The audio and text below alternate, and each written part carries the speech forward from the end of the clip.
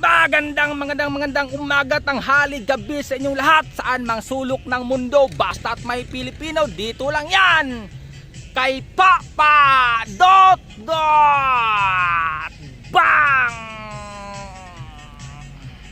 Araw ng Huwebes ngayon, October 5, 2024.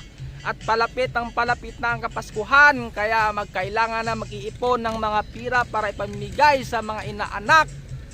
Oh my goodness, paubos naman ang mga pira natin dyan, mga ninong at ninang. Kaya kailangan nyo nang mag-ipon para pamigay lang ng inaanak. At maraming salamat din sa lahat ng mga kaibigan ko dyan nasa Saudi at nasa Canada na mga supporter ko. Maraming salamat sa inyo lahat dyan.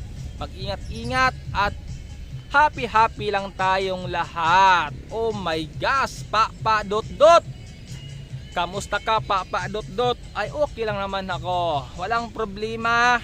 Okay, basahin ko lang ha, may sumulat sa akin dito na taga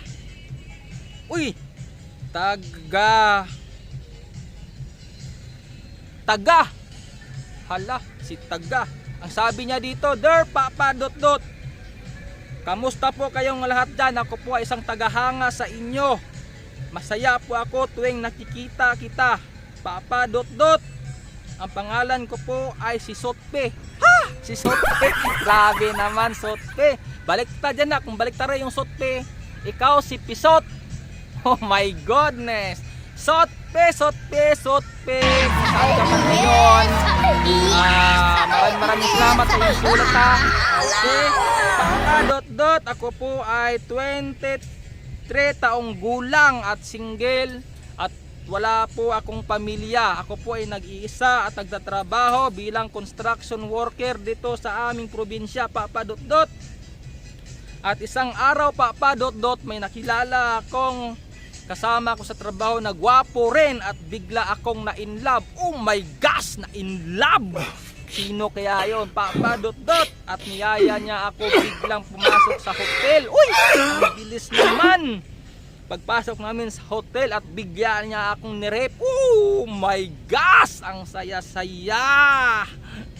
Tapos Papa Dot Dot, ginawa niya pa ako Papa Dot Dot. Ginawa niya lang ako ng papirahan niya lang mga Papa Dot Dot. So Papa Dot Dot, hanggang dito lang muna, Papa Dot Dot. Maraming salamat, Papa Dot Dot.